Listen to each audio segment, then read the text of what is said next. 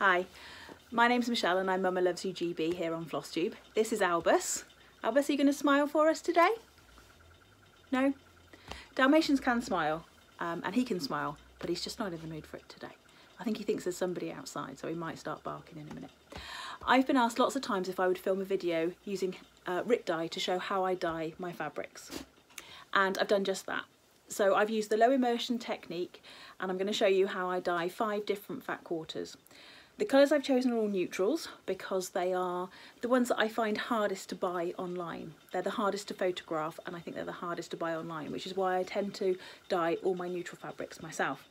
But you can use the technique with whatever colours of Rit dye you want to achieve whatever colour of fabric you want. So if you join me in my kitchen, I will show you how I've done the fabrics. And at the end, I'll show you what they look like when they're dry and when they're ironed, because you can never really tell until they're dry and ironed. Albus, are you going to say cheerio? No, nothing from Albus today. We just have to be pleased he's made an appearance. So I hope you enjoyed the video. As I said, I will join you at the end again to show you what they finally look like. See you soon. So this is the equipment that I'm planning to use to dye with. Depending on what you want to achieve and how much you've got to dye, you might not need as much as I've got set out here. I've been collecting Rit dyes for quite a while, so I've got quite a good selection of colours. But if you want to do just a couple of different pieces, then you obviously don't need as many different colours as I've got there. I'm planning to dye 4 pieces of 35 count or 36 count in kind of neutrally tones for some projects that I've got in mind. And I've got a piece of 32 count as well that I'm going to dye at the end. So I'm going to do 5 different fat quarters. The technique I'm going to use is the low immersion technique, which just basically means that you don't use a lot of dye. You're not sitting it in a big vat of dye. So let me just take you through what I've actually got. So this is, first of all, my fabrics. I've got 4 36 count fat quarters in here that I've just wet so that they are wet, they're not completely sodden. I've wet them, made sure that they're completely wet, and then just kind of taken the water off of them, so just sort of scrunch them up a little bit. I've got my various different Rit dyes over here, so I'll just show you the front of one. So this is the all-purpose dye. So this is the dye that you want to use really if you're dyeing cotton for cross stitch. They do another version which looks very similar with a slightly different label, which is for synthetic dyes, and that's more complicated to use. It's more complicated to get it to take, but for dyeing cross stitch fabrics you just need the all-purpose one. You need a selection of different jam jars and jugs and things like that for mixing your colours in. I find that these are very helpful as well. These are plastic pipettes. Now, if you've watched me before, you'll know that I'm a science teacher, so I may have relieved a few of these from school, but you can get them online or you can just use teaspoons. You don't really need them, they're just handy. I've got a funnel here. I do have a normal funnel, but I couldn't lay my hands on it, so I just cut the top off a sort of a biggish pop bottle, and I'll show you what that's for in a minute. It's really important. Some kitchen roll. I've got some gloves, which I'm going to use. I always think I don't need gloves, and then I always look at my fingers 20 minutes later and find out that they are completely dyed. On the stove just over here, which you can't see out of shot, I've got a pan of hot water that I've dissolved some salt in. So I've probably got about 2 litres of water in there and probably about 1/4 cup of salt, if I had to guess. I did it just by chucking it in, but if I had to guess, that's kind of my measurements. The other thing that you might find really helpful is this. This is the colour guide formula that you can get from the Rit website. So I've just printed mine off, and it gives you all of the different colours, and it tells you how you might go about trying to achieve them. So for example, if we look at this one here, which is aluminium, it says 1/2 cup of taupe and 1/4 cup of pearl grey. Now, I'm not going to use such large measurements. You don't need that much dye for this process. But what I can do is I can look at that and say, oh right, okay, so I'm going to need taupe and grey if I want to achieve something like that. Here, if I wanted to achieve something that's got a little bit more blue in it, I'm going to need hyacinth and charcoal grey. So it just gives you a little bit of a clue as to where you might want to start with making the different colours. I've told you about the gloves. I've also got these, some spoons. So these are spoons that I keep for dyeing. They were originally spoons that were part of a normal cutlery set, but they are so gigantic. They're meant to be just ordinary dessert spoons, but they're so gigantic you'd have to have a mouth the size of a hippo in order to be comfortable eating with them. So I've got those as well.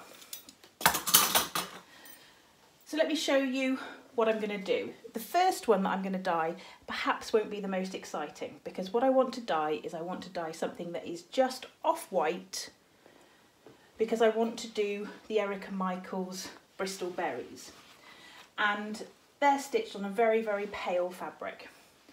So what I've got here is a tub, complete with a bit of fluff, that I'm going to do my actual dyeing in. It's got fluff inside it as well. Let's just get rid of that.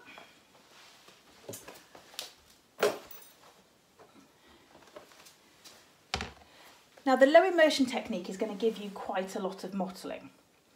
If you want more mottling, then you use a smaller tub. That's one of the ways. Scrunch it more, use a smaller tub. I want sort of a medium amount of mottling, so I found a container about this size is pretty good for a fat quarter. If I was doing something smaller, I would probably use a smaller tub. So I'm just going to arrange my fabric in there, and then what I need is some of my warm water that I've got on the stove. Excuse me. And as I said, what we're going to do is we're going to do a very low immersion. So I've only put in a small amount of water to begin with.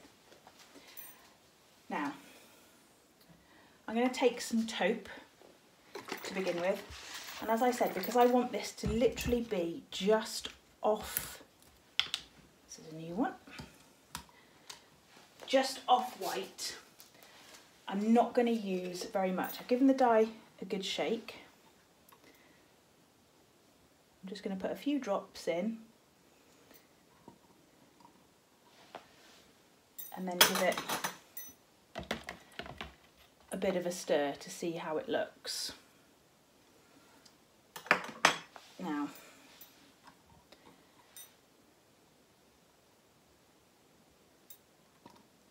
the one thing I am going to need is just something to put my bits and bobs that I'm not using anymore into. So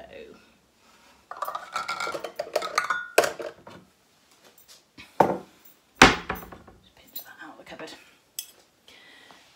Excuse the banging. So I've made a very, very pale dye. A good way of checking to see what colour it might be is to take a little bit of paper towel and just dip it in, and you can see it's really barely off white. The real reason the paper towels are there is much more important. Every time I make dye, even if you're making it with hot water and you've shaken the dye, you always get some bits that don't dissolve. And they will always end up on your fabric and ruin your piece of fabric. So every time I make dye, I always pour it through and effectively make a filter, just in case. Okay, because I don't want to ruin my dye. And then all I'm going to do is, with this very pale one, is I'm just going to spoon it over.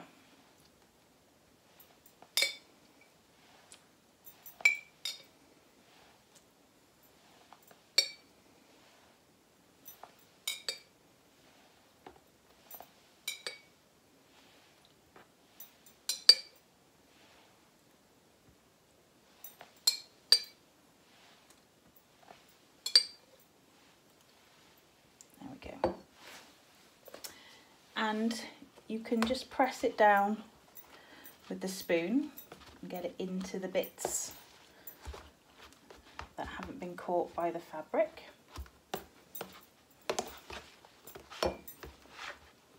Turn it over a little bit.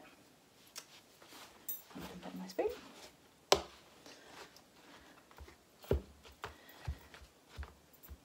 And there we go. I think what I'm going to do is just make up a little bit more dye, very, very slightly darker again, and then put another coat over the top.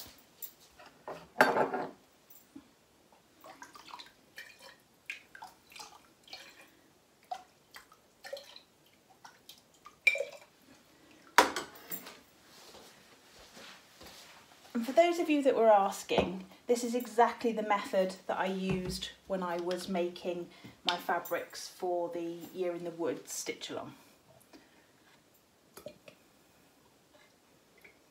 And that might be a little bit too much, but we shall see. Lots of things make a difference to how well dye actually takes. The time you leave it, the way you scrunch it, how much dye you put in. So literally everything will make a difference to the way, the colour that you end up with. So it is a bit of trial and error.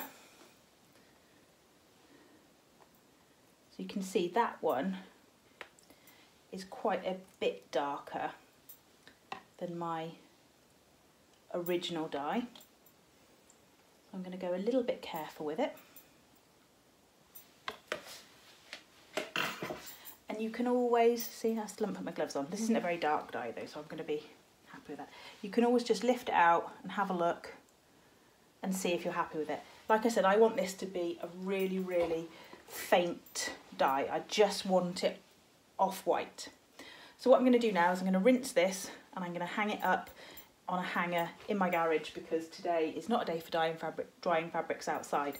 I'm going to hang it up using pegs literally on the very top of my fabric. Don't fold it over anything. If you fold it over anything, you'll get a line.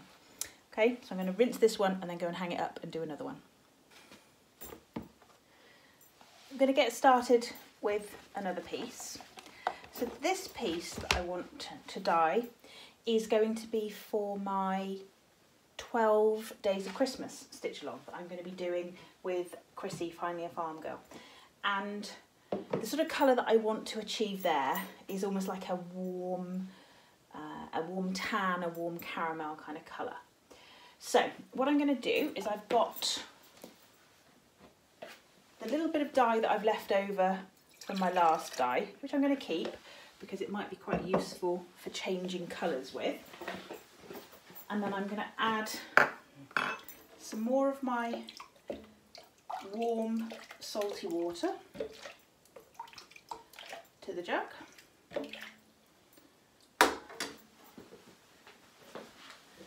And then go about mixing my colours. So this time I'm going to start off with tan, which is a little bit warmer than the taupe. The taupe's got a bit more of a grey to it. And this time, because I know I want a bit of a darker colour, I'm just going to add a little tiny drop and give it a bit of a stir. So by looking at it on the spoon, you can sort of see what colour you're going to get. So I'm actually going to just use tan, I think, as my base colour. Always remember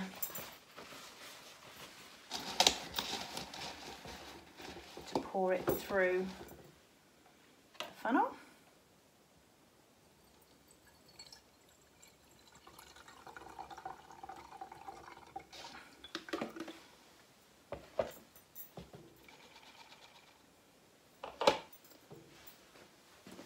Now I haven't protected my counters, you may well want to protect yours.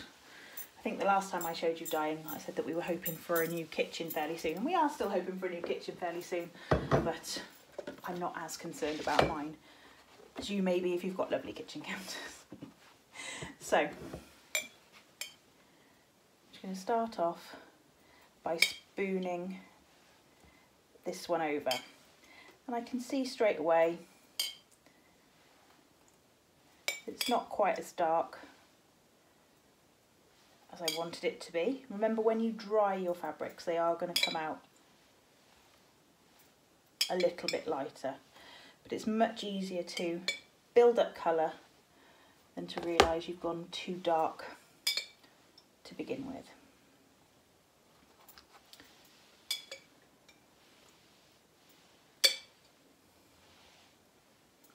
It's always a good idea as well, if you know people who dye fabrics, have got fabrics that you like, have a good look at the colour, see if you can work out what the components might be, or what sort of colours you might need to add to get that same look.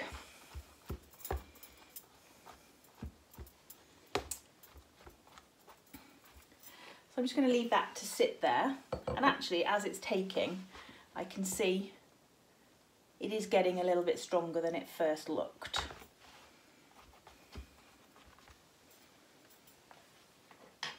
So I'm going to mix up another colour to go over the top. I'm not going to need very much of this colour.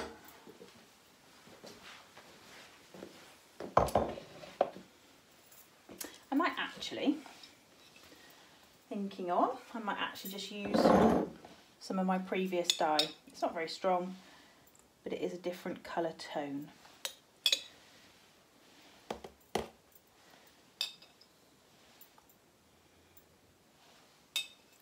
And remember, if you make a fabric and you don't like it, you can just make up a big vat of dye and chuck it in and change the colour of it completely. So I've never lost a piece of fabric yet.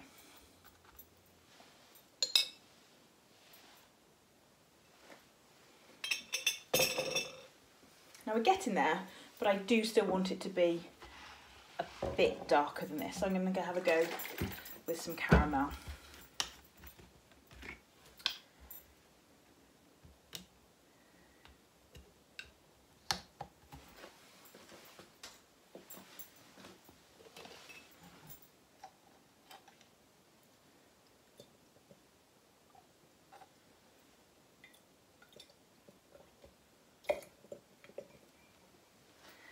Just see what this looks like.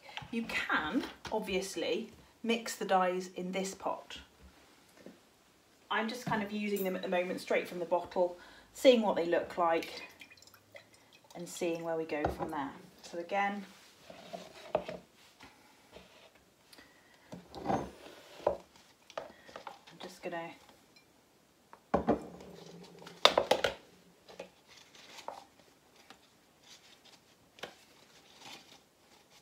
and make sure that I filter it just in case there's any little bits of undissolved dye. And as I said before, you get those in liquid dye as much as you get them in fabric dye, powder dye, or maybe not as much, but you certainly get them. So I've got a much deeper colour there, and as with caramel, it's got a more kind of yellowy tone to it, which I'm quite liking.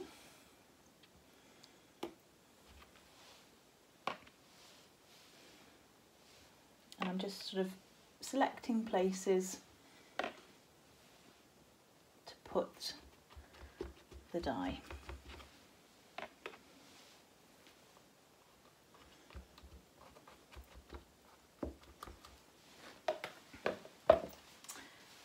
And you can, as I said, you can always sort of lift it out and have a look and see how it's progressing.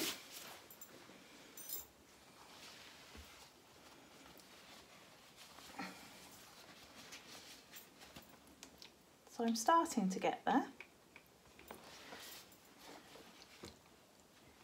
If it's giving you more mottling than you actually want, then all you need to do is to put it into a bigger container and use more liquid. And that will give the fabric more room. You won't get as much mottling as this. And then you can get more of a uniform colour. But this technique is low immersion, so this is kind of, by doing this technique, you're kind of wanting mottling. And you can always just press in and pick up some more of the dye, and that will take down some of the really obvious darker areas too.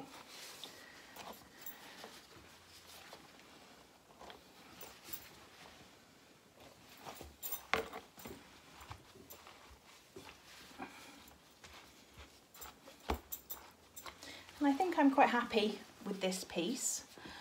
I'm not entirely sure it's quite the colour that I was going for the stitch along. I think I want a bit more of a warmer yellow tone for that, but I like this. So because I've got a couple of more pieces to play with, I might try and make one of the other pieces a little bit more yellow.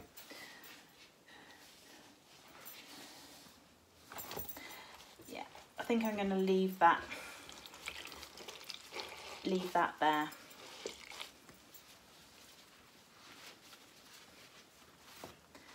And now I'm going to go and rinse it and hang it up in the garage. Okay, back again. So we've got another fresh piece, and as I said, I want to try and make it a little bit more yellow, so a little bit warmer.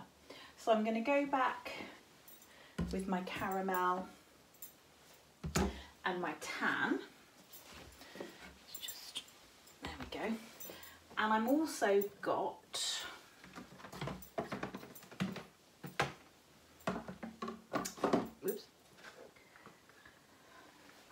the yellows and oranges that I've got are golden yellow and mandarin. So I'm going to see if I can make a bit more of a yellowy version than that. So we'll start off with a bit of yellow actually. You'll use less dye if you start off with the paler colours and then add the darker colours in.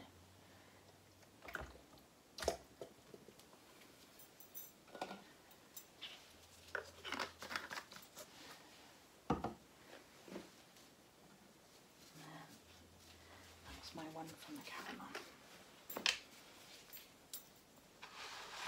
Just move that out of the way a minute. So this time I'm going to go carefully and just add drops of the caramel, little splashes of the caramel to my yellow that I put in.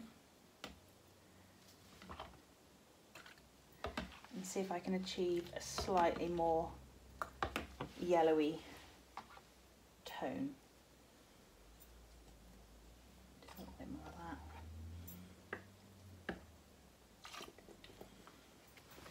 that. I do want it to be a bit darker as well. So that's taken my caramel pretty much back to where it was. It didn't have that much of an effect on it. So we'll go a bit more bucket chemistry on this one.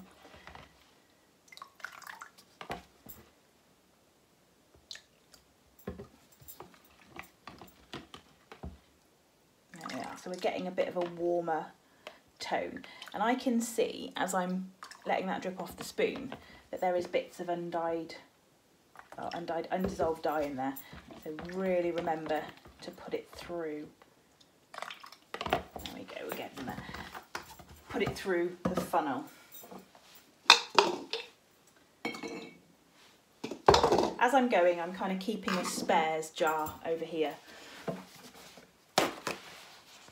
of dye that I've used, because I might want it again in a minute.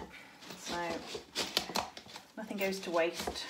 If you're going to dye again quite quickly, you can keep the dye, your spare dye, in a container for a little while.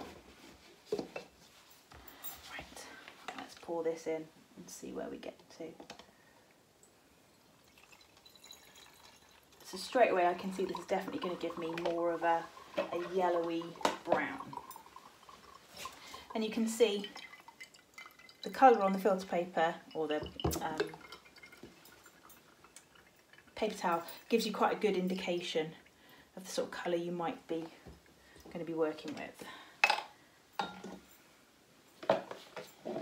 So let's have a look.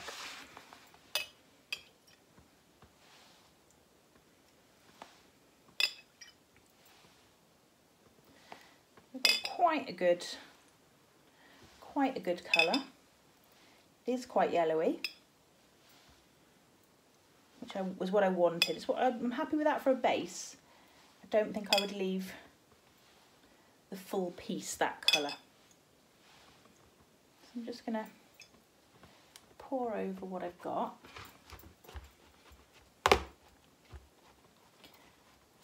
And then I'm going to stop there.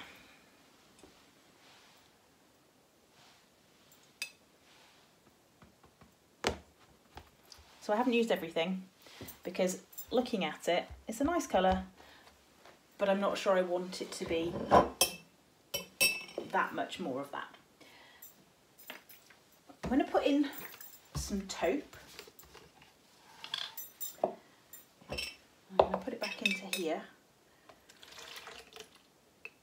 to put my taupe in, just because I find it easier to see the actual colour in these bigger wide-necked versions.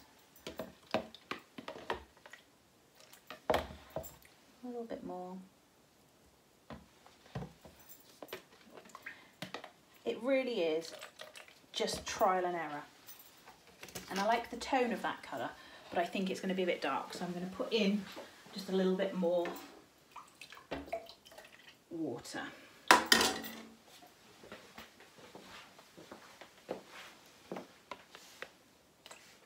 Okay, and I nearly used it without filtering it. Nearly. That would have been a disaster.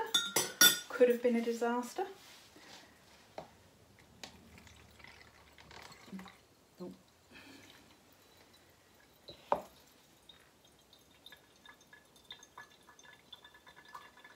As long as you don't need a wee while you're doing this, it's fine.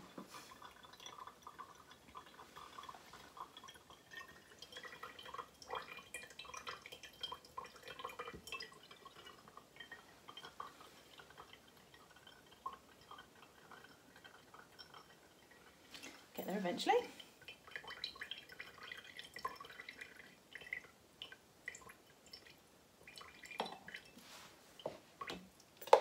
There we go. So let's have a look and see where we are here. And of course the dye will mix on the fabric as well. So although you've mixed a colour in a jar, when you put it onto the fabric that's got the other colour on it, it will start to mix.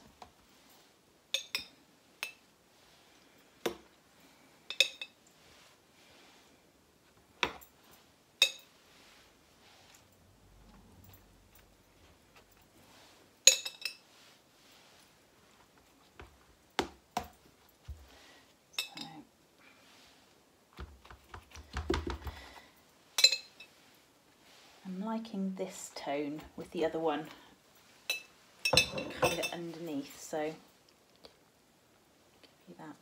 And then obviously the dye at the bottom is a mixture of the two things that you put on it, so it is important to just turn your fabric over if you've got a lot of dye in the bottom, because otherwise, otherwise you'll end up with a bit of a two-tone fabric, the fabric that's been sat at the bottom, but then the fabric that's been on the top as well.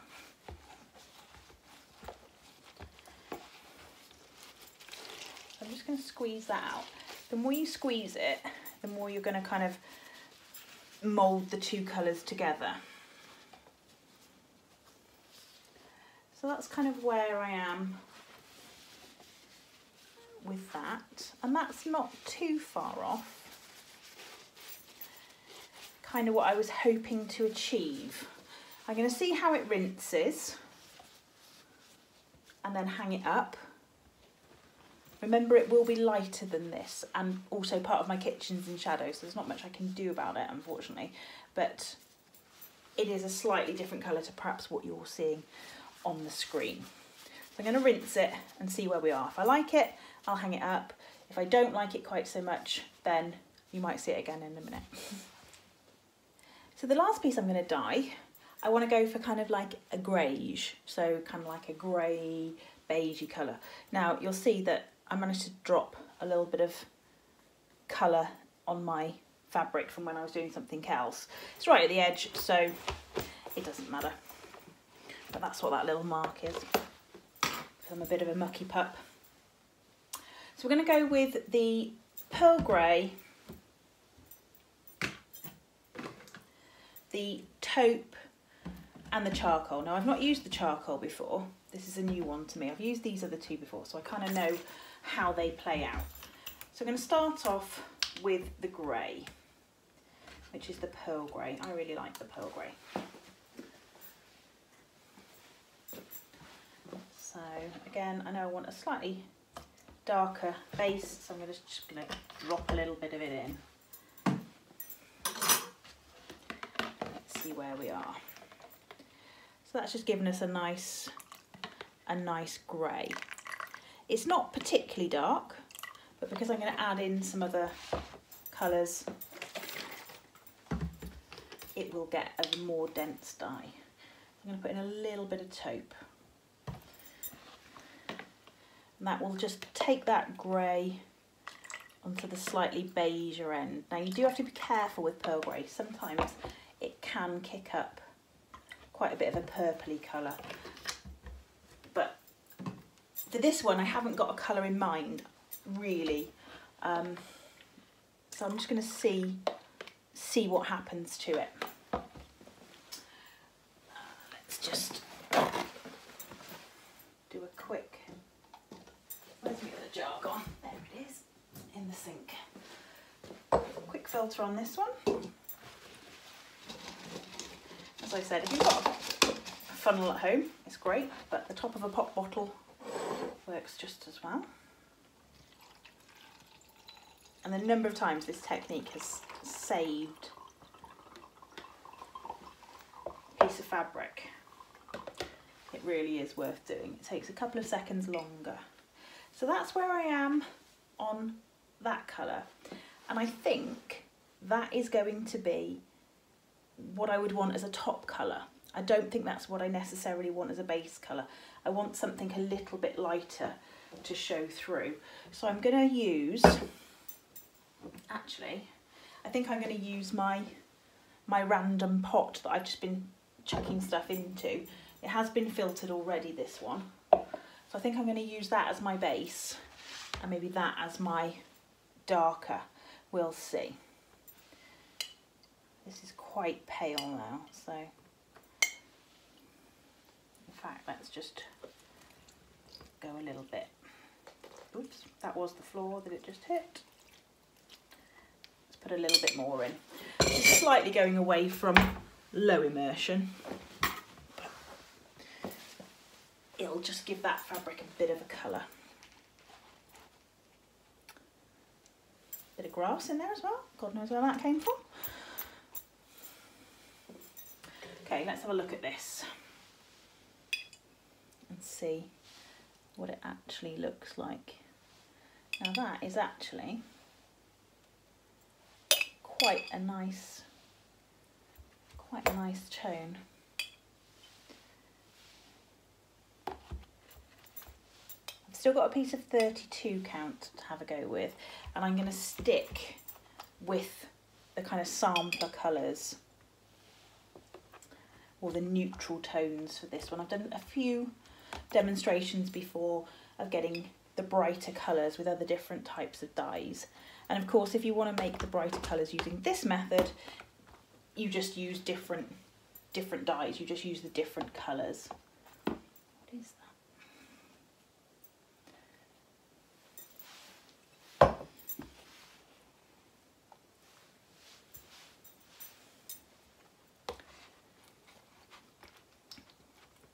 But I think one of the reasons that I like doing sampler colours and neutrals is because very often when you order on a website, through no fault of anybody's, the colour of the fabric that arrives isn't necessarily always the colour of the fabric that you thought it was.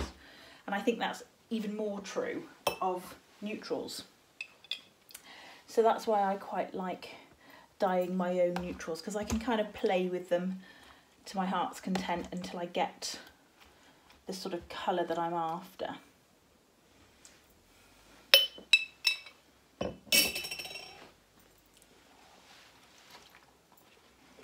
This is kind of a greige. And this one, put my gloves on again, this one I'm just going to let sit, I think, for a bit longer, because it's the sort of tone that I like, but I just want to get the density of the colour just a bit better. So I'm just going to leave this one to sit for a little bit longer than I have been letting them sit, and then I'll come back and I'll show you what it looks like. Time for a cup of tea, I think.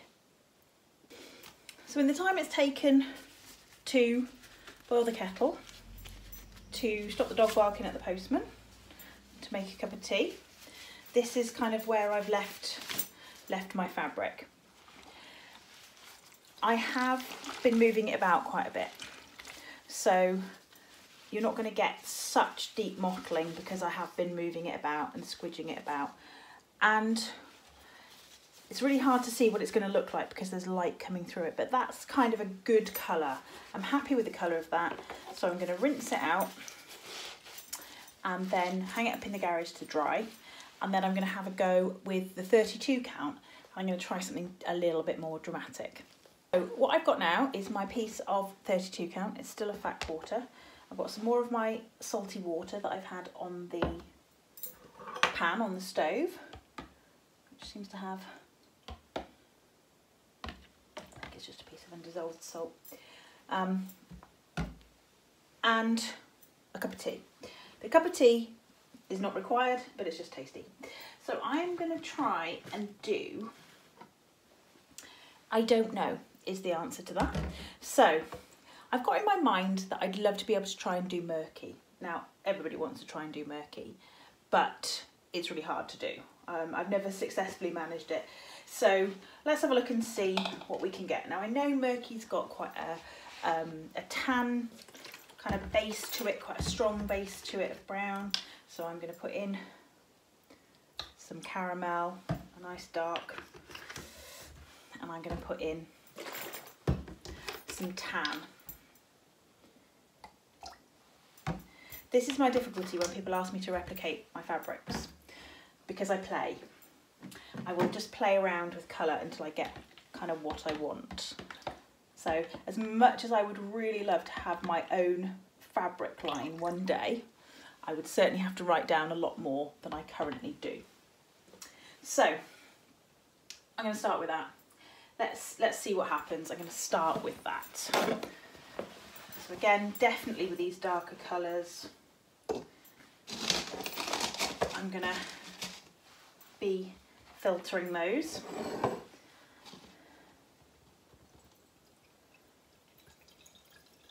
And I can already see that's going to give me quite a nice dark base.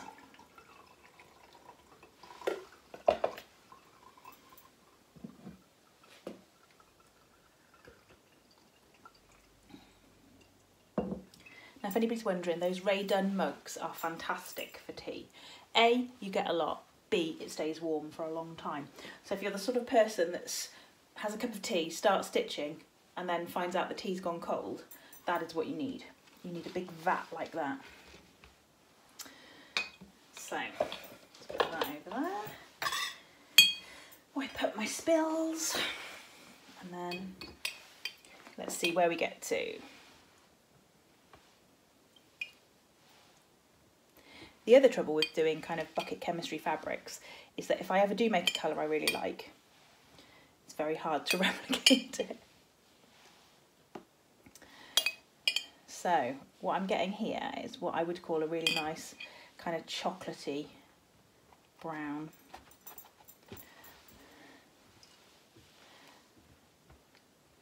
I think I'm going to need to make it slightly yellower if I want to get a good base colour. So let's just put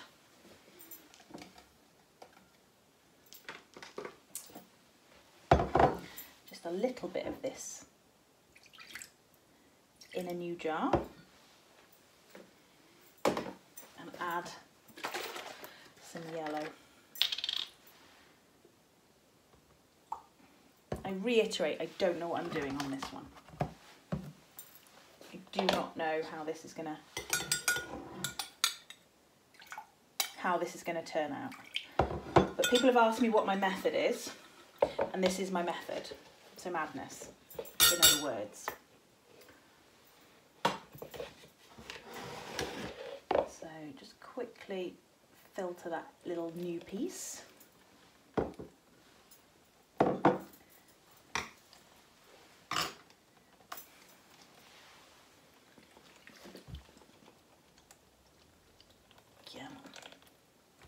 There we go. This is just a very little bit that's got a bit more of a yellowy tone. We shall see. We shall see whether that makes any difference or not.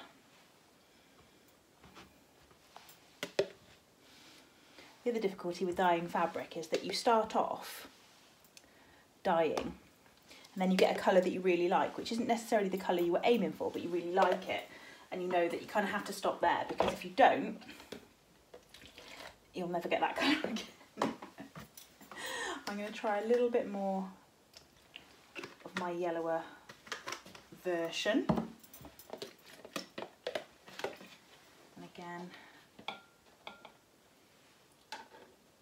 quickly go through the filter.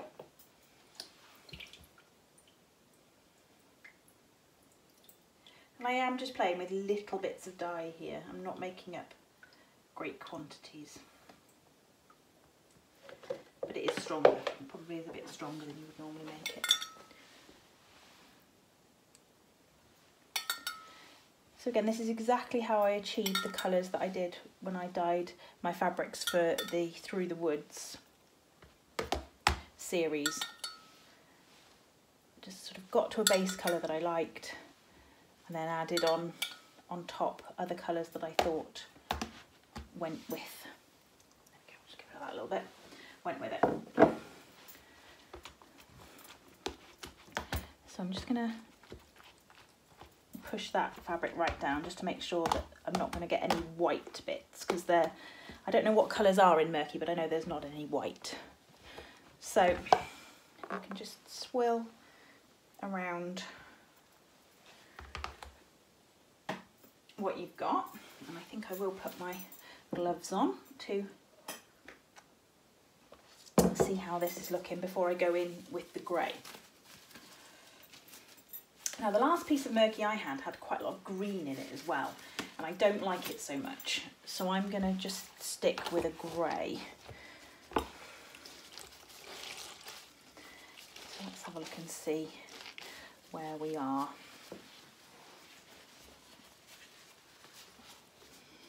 Nice, nice, nice, nice. So I'm going to get rid of this out of the bottom because I don't want it to dye any more brown, and I'm going to then start putting my grey over the top. I'm happy with that. Let's see what happens when we put some of this charcoal grey over the top. I've never used this colour before. Ooh. Nice, nice, nice. Right, I've already got it on my gloves. I'm just going to rinse my gloves off. I've got a bit on my gloves. 2 seconds. There we go. Obviously I don't mind it being on my gloves, but that was quite a big lump, so I just wanted to make sure that I didn't get it on anything. So let's see how this turns out. It's quite a browny grey actually. Quite thick too, this one. Let's see where we are. Now I would say that's very much more brown than I was expecting.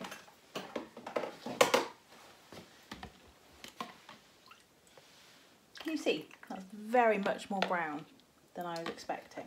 So what I'm going to do, I think, is I'm going to change my mind. and I'm going to go with the pearl grey, which, as I know, is a much more...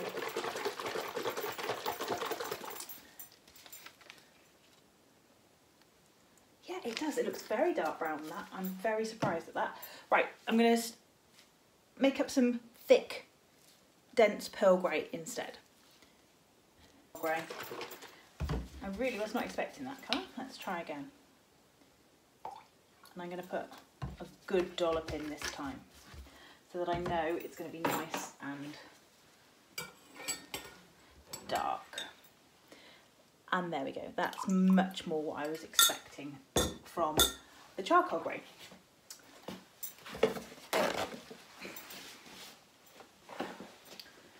So running out of pots, let's use this one.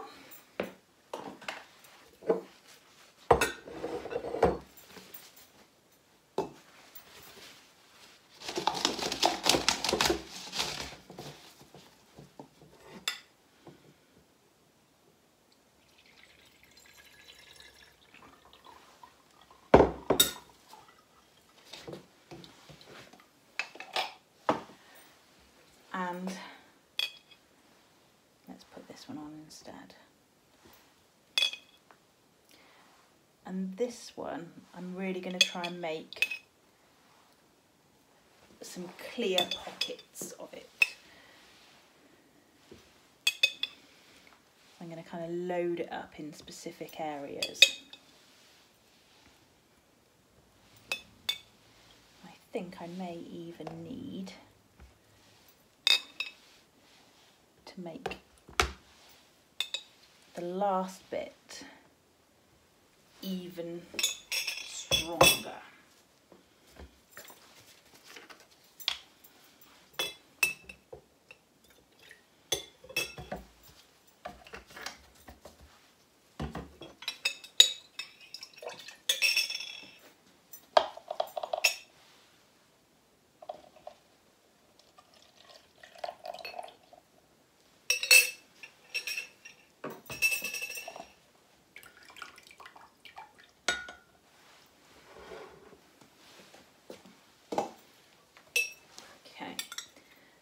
Go with some really strong areas.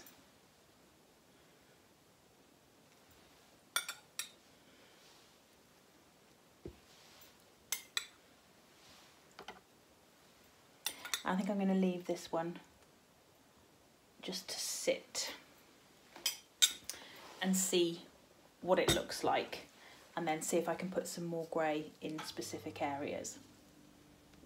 It's been a few minutes, and what I actually did when I left it to sit was I emptied out the dye from the bottom of the tray because I didn't want it to be sitting in a very, very dark dye. I just wanted the dye that I'd put on to take. So this is where we are at the moment. And it's not murky, but it would be a definite replacement for murky in a project. So I'm going to rinse it out, see what it looks like when it rinses out, and if I'm happy with it, I'm just going to put it in the garage to dry. So I said I'd pop back later on and show you the results of the dyeing that you've seen me do today. They're all nice and dry, they've been ironed, and here they are all together. Now I'm going to try and show you them individually and show you what the colours look like. I'm going to put a photograph on my Instagram as well, because obviously, as I said in the video, neutrals are the hardest to photograph for me as well as people trying to sell them on websites. So I'm going to go through them and show you what they look like. And as I said, I'll take a proper photograph in daylight tomorrow and you can go back and check. So this was the first one that I dyed. And I literally just wanted to take it off-white. And this was for the Erica Michaels strawberries. Now the called for this is sand linen from Picture This Plus. So it's not one I'm familiar with, but I'm very happy with the way that's turned out. and it really is just slightly off-white with a very small amount of slightly darker shading on it. So I'm really happy with that one. The second one that I dyed turned out like this, and that's not too bad actually in terms of colour. It's quite a warm brown, some slightly darker patches, some slightly lighter patches. I'm pretty happy with the way that one turned out.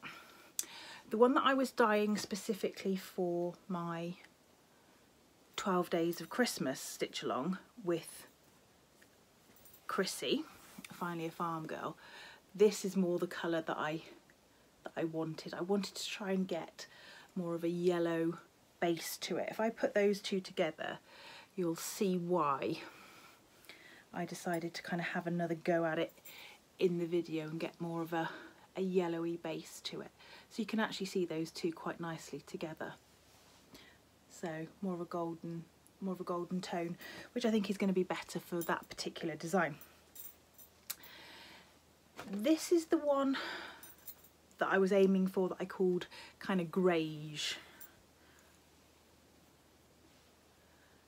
And it's probably a little bit darker than you're seeing there. And that's exactly what it is. It's a kind of a fawny, grey brown tone. And perhaps if I put it next to this one, you will see. Not so clearly on that one. Can't see the difference. There is a real difference, but you can't really see it. Let's try putting those two together. Yeah, you can see there much more clearly. This is the warm yellow one. This is the cool grey beige one. And then the last one that I did was the 32 count, that I was just trying to get something close to murky. And I'm pretty pleased with the way it turned out. And that's how it looked at the end. I compared it to murky, and it's not quite there. Murky's definitely got more grey splotches, almost like you would want to lay the fabric flat before putting your grey on. But I would definitely use that as a substitute for murky, definitely. So that's what they look like. Hopefully you found this video useful.